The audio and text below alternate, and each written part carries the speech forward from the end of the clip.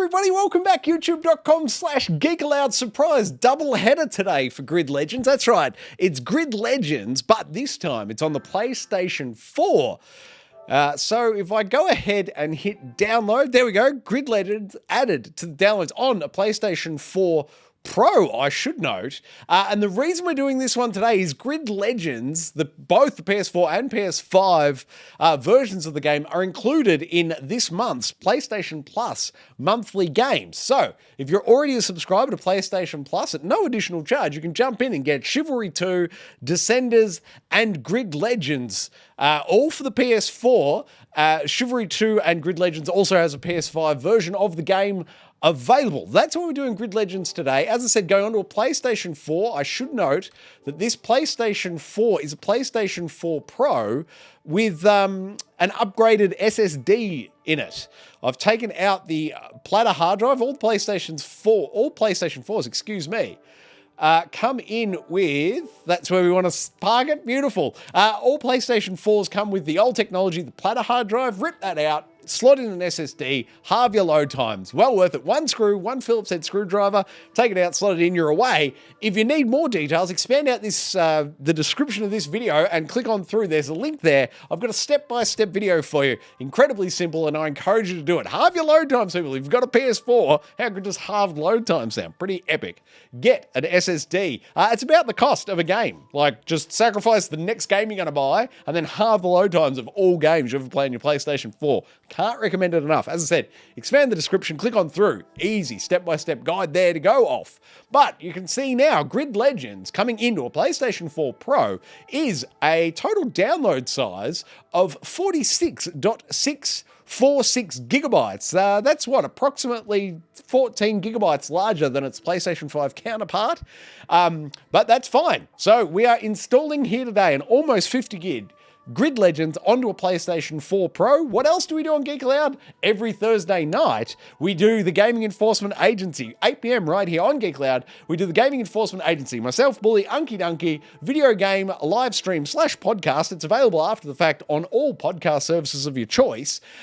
We discuss the games we've been playing, the news of the week, and then we do a little game we call the Standoff. It's where we put the best of video gaming up against the other best of video gaming. We have a debate, we pick a winner, and also people in the chat are welcome to join in. Your vote counts. If you're in that live stream on Thursday nights at 8 p.m, you can absolutely cast your vote. We consider it when we render a verdict. So I encourage you to come along Thursday night, 8 p.m, and check out the Gaming Enforcement Agency. But for now, let's install Grid Legends right here. YouTube.com/GeekAloud.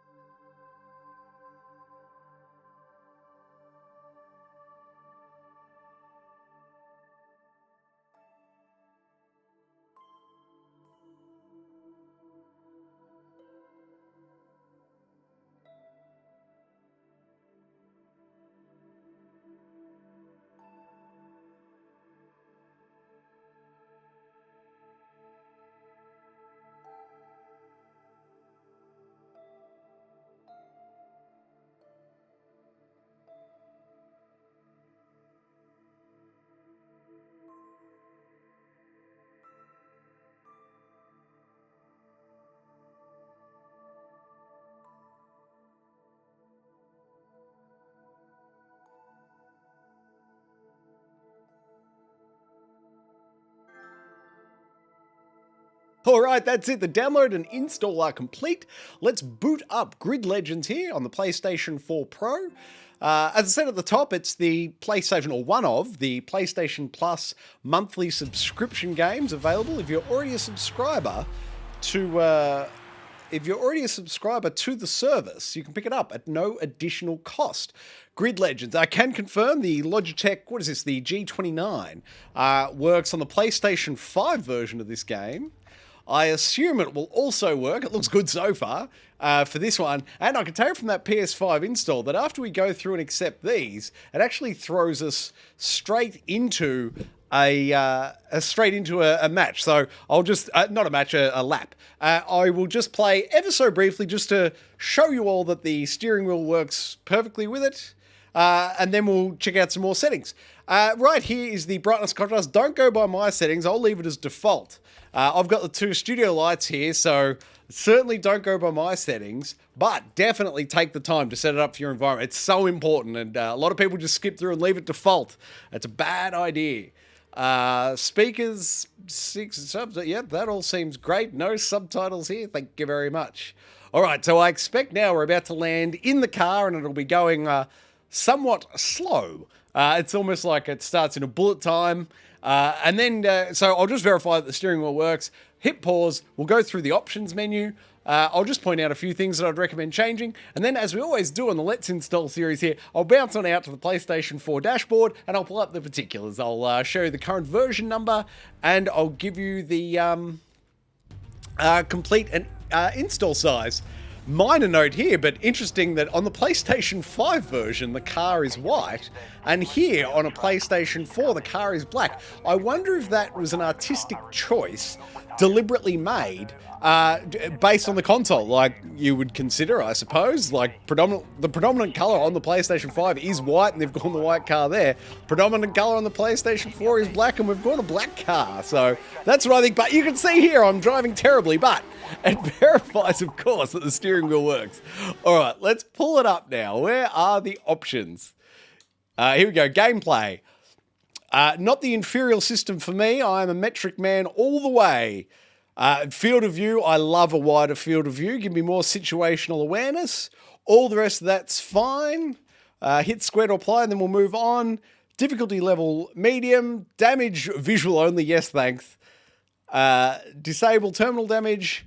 AI difficulty set to medium. Now, I don't know how you game. Feel free to comment and let me know. But for me, anytime I'm starting a new racing game, I always drop it down, the AI difficulty, I always drop it down to easy until I've had a few matches and gotten a feel for the game. Each racing game, in my mind, even though, you know, using the same input mechanism, they're so different. So I think it's good to just dog it down to easy, get a few races under your belt, and then flick it up to hard. Otherwise, I can find it quite off-putting. Once again, same deal with transmission. I've got the manual stick here. I could definitely play it manual. I've got the clutch on the G29, I should say. However, for the first few races, I leave it in automatic just to get a feel, really, for the driving first, or the steering, I should say. Clutch override, leave that disabled for now. Any racing line on? Yes, thanks. ABS, yep, all the assists, we'll leave those on. Yes, apply. If you hit... Continue. If you forget to hit square to apply before you move on, it'll prompt you, so that's okay. On-screen display, nothing I would recommend changing here. Maybe a rear view mirror if you're so inclined, but for me, whoa, I did not mean that. There we go. Drift, fine. Whoa, screen filters, none of those, thanks. That's it for on-screen display, and online is fine. To leave there. So that is, controls will pull it up. Oh, you can see there, Logitech G29, that's fine. No settings. Whoa, I don't want to change anything there. And audio, standard fare there, nothing I would recommend changing. So let's boot on out now, pull up the information and wrap up the second Let's Install for the day. But of course, both were Grid Legends. The first one being on the PlayStation 5, this on the PlayStation 4, and I can tell you on the PlayStation 4, currently Grid Legends is version 6.01, and that is a full and complete install size of 46.67 gigabytes. Thank you very much for watching another Let's Install right here on Geek Aloud. Please come on back Thursday night, 8 PM for the Gaming Enforcement Agency. What else can you do with Geek Aloud? Like it, subscribe it, you'll never miss it.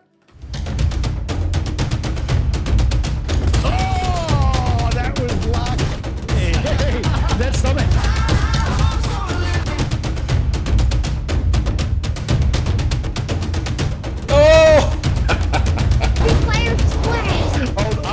donkey. Okie donkey.